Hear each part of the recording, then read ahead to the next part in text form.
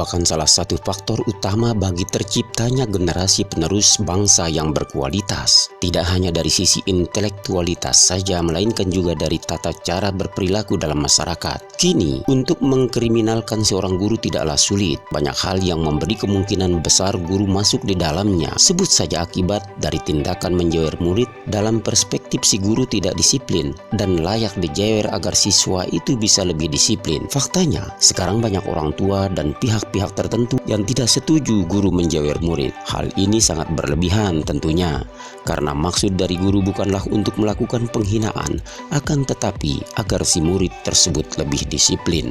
Pada dasarnya, guru ingin mendidik muridnya untuk lebih disiplin, tapi malah diadukan ke kantor polisi dengan dalih guru melakukan perbuatan yang tidak menyenangkan.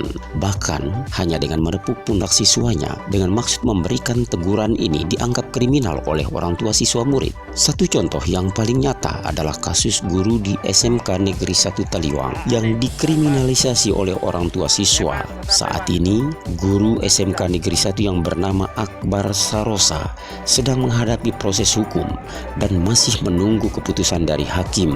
Mustaqim Patawari selaku ketua komite sekolah memohon kepada majelis hakim agar memberikan kebebasan kepada guru tersebut.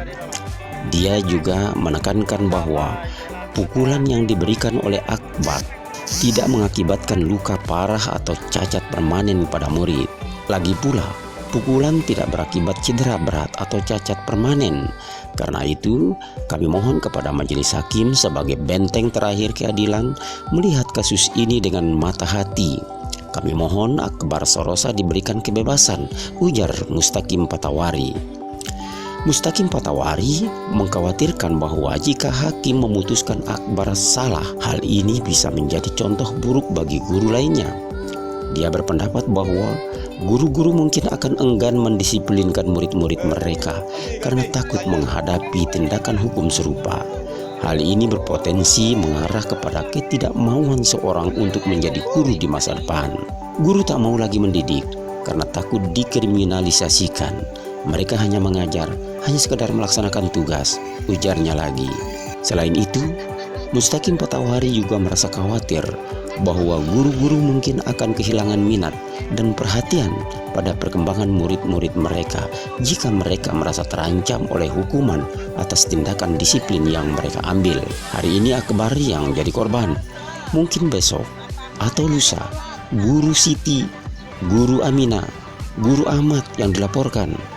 Kalau seperti ini, saya khawatir tidak ada yang mau jadi guru ke depannya. Begitu juga guru akan kehilangan kepeduliannya kepada anak-anak didik. Guru akan merasa masa bodoh, terserah apakah muridnya mau pintar atau tidak, berakhlak atau bodoh. Kalau begini, bahaya bagi dunia pendidikan jelasnya lagi.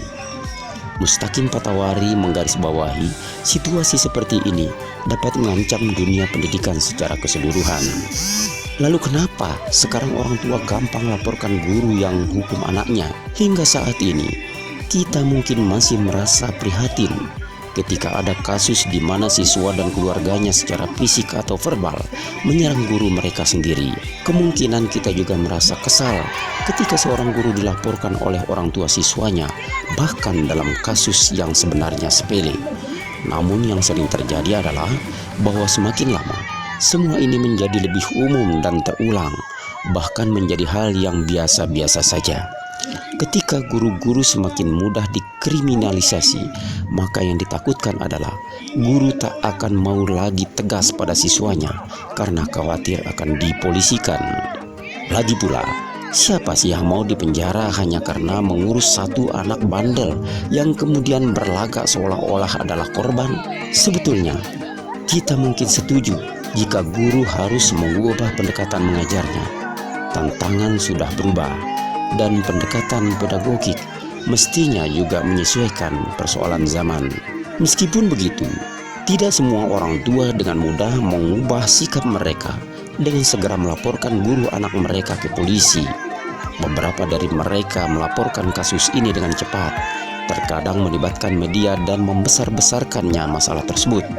Mereka seringkali berteriak bahwa sekolah seharusnya menjadi tempat pendidikan, sementara sebenarnya pendidikan pertama seharusnya dimulai dari rumah. Jelas bahwa waktu yang dihabiskan siswa di sekolah tidak sebanyak waktu yang mereka habiskan di rumah bersama keluarga dan orang tuanya.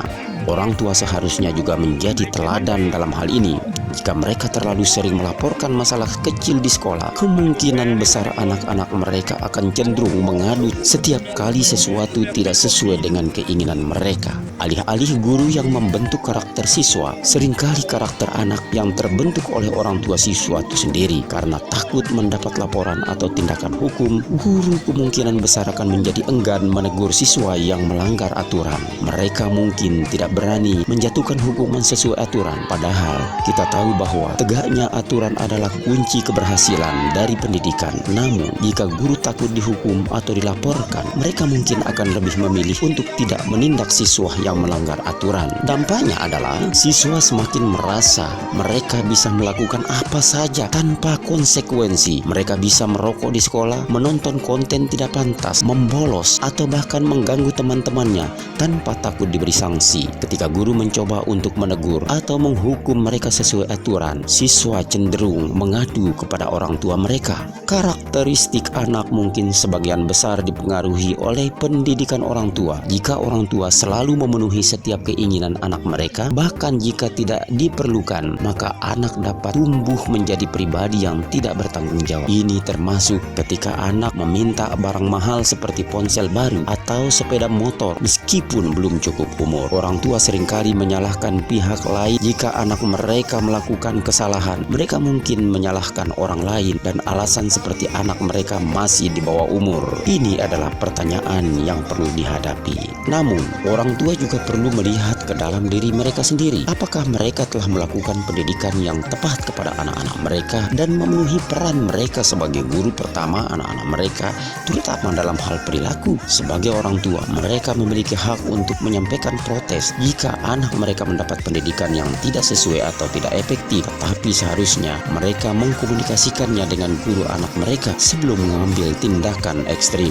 Jika mereka merasa bahwa sekolah tidak sesuai dengan pendidikan yang mereka inginkan untuk anak mereka, maka mencari sekolah yang lebih cocok mungkin menjadi alternatif yang lebih baik. Banyak orang tua yang dengan cepat mengkritik cara guru mengajar di sekolah tanpa menyadari bahwa mereka sendiri mungkin kurang efektif dalam mendidik anak mereka. Sekolah adalah tempat untuk mendidik, tetap saja pendidikan pertama dan utama harus dimulai dari rumah.